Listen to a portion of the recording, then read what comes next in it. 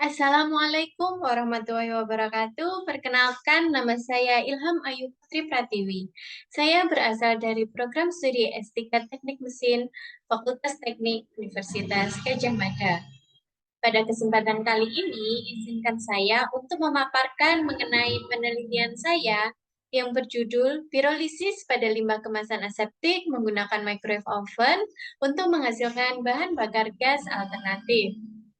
Selama saya studi S3, saya dibimbing oleh Profesor Herwin Sabto Adi selaku promotor, Dr. Jayan Stanu Hadi, dan Profesor Chandra Wahyu Purnomo selaku co-promotor. Penelitian yang saya lakukan dilatar belakangi oleh adanya penumpukan limbah kemasan aseptik.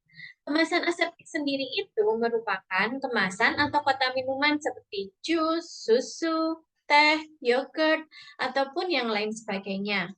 Karena penggunaan kemasan ini yang cukup meningkat setiap harinya, menyebabkan penumpukan limbahnya pun juga terus mengalami peningkatan. Sehingga dibutuhkan adanya proses daur ulang agar membuat limbah ini memiliki nilai ekonomis dan baik untuk lingkungan. Nah, salah satu cara alternatif yang dapat digunakan yaitu dengan cara pirolisis. Seiring dengan perkembangan teknologi, proses pirolisis pun mengalami modifikasi. Di era sekarang ini, proses pirolisis menggunakan gelombang mikro sebagai pembangkitnya. Nah, penelitian yang dilakukan selama saya studi S3 ini yaitu mengolah limbah kemasan aseptik ini melalui proses pirolisis menggunakan gelombang mikro dengan ditambahkan katalis berupa zeolit alam di reaktor sekunder dengan dibantu oleh adanya microwave absorber karena bahan baku tidak dapat menyerap gelombang mikro dengan baik untuk menghasilkan bahan bakar gas alternatif. Skema penelitian yang saya lakukan dapat dilihat pada gambar berikut. Gambar pertama merupakan rancangan penelitian yang digunakan ketika proses pirolisis tidak menggunakan katalis, di mana reaktor pertama, yaitu reaktor microwave, di dalamnya terdapat sebuah gelas reaktor, di mana di dalam gelas reaktor tersebut diletakkan bahan baku berupa limbah kemasan aseptik yang kemudian dicampur secara merata dengan absorber baik berupa silikon karbida ataupun karbon aktif. Nah, kemudian ketika semuanya sudah dimasukkan ke dalam gelas reaktor, maka microwave pun dinyalakan sesuai dengan variasi yang digunakan. Variasi yang digunakan pada penelitian ini yaitu antara range 300 hingga 800 watt.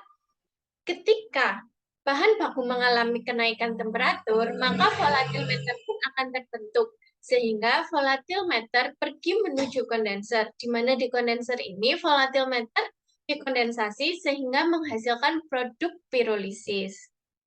Nah, untuk gambar kedua merupakan rancangan penelitian yang digunakan ketika proses pirolisis menggunakan katalis berupa zeolit alam, di mana di reaktor pertama sama seperti sebelumnya. Namun perbedaannya di mana volatimeter menuju reaktor sekunder, di mana di dalam reaktor sekunder tersebut telah diletakkan sebuah katalis berupa zeolit alam. Nah, temperatur katalitiknya pun juga divariasikan dengan range antara 350 hingga 500 derajat Celcius. Kemudian volatimeter akan bereaksi dengan katalis.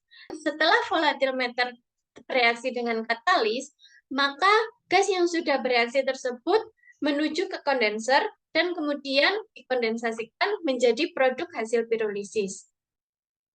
Produk hasil pirolisis pada penelitian ini yaitu ada 5, ada jar, wax, aqueous phase, gas, dan aluminium foil. Dari penelitian ini dapat kita ketahui bahwa ketika daya output dari microwave oven dan temperatur katalitiknya dinaikkan, maka produk berupa gas akan terus mengalami peningkatan. Sehingga ketika kita membutuhkan gas untuk hasil pirolisis ini, maka dapat kita variasikan dengan meningkatkan daya output ataupun dengan temperatur katalitiknya.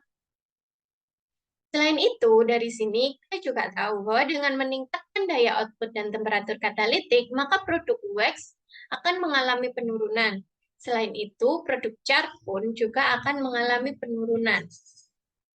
Komposisi dari produk gas yang dihasilkan pada penelitian ini yaitu ada hidrogen, karbon monoksida, karbon dioksida, metana, dan gas hidrokarbon ringan lainnya. di mana gas hidrogen dan gas karbon monoksida yang merupakan komposisi utama dari sintetik gas menghasilkan produk yang sangat besar, di mana lebih dari 45 volume percentage. Ketika daya output dan temperatur katalitik dinaikkan, maka gas CO dan H2 akan terus mengalami peningkatan.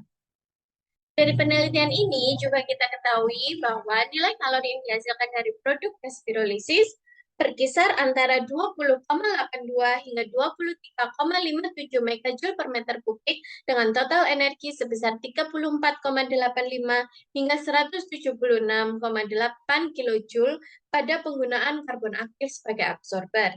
Sedangkan pada penggunaan silikon karbida sebagai absorber, nilai kalori yang dihasilkan yaitu sebesar 21,97 hingga 23,46 megajoule per meter kubik dengan total energi sebesar 56,82 hingga 184,49 kilojoule.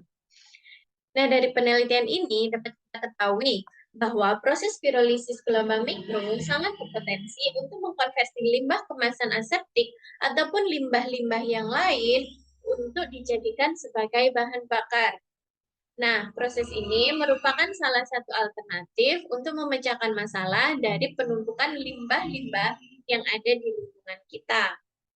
Nah, saya berharap penelitian ini dapat terus dikembangkan ke depannya sehingga dapat membantu untuk memecahkan masalah penumpukan limbah yang ada di lingkungan kita dan dapat bermanfaat untuk masyarakat luas, utamanya untuk bangsa Indonesia.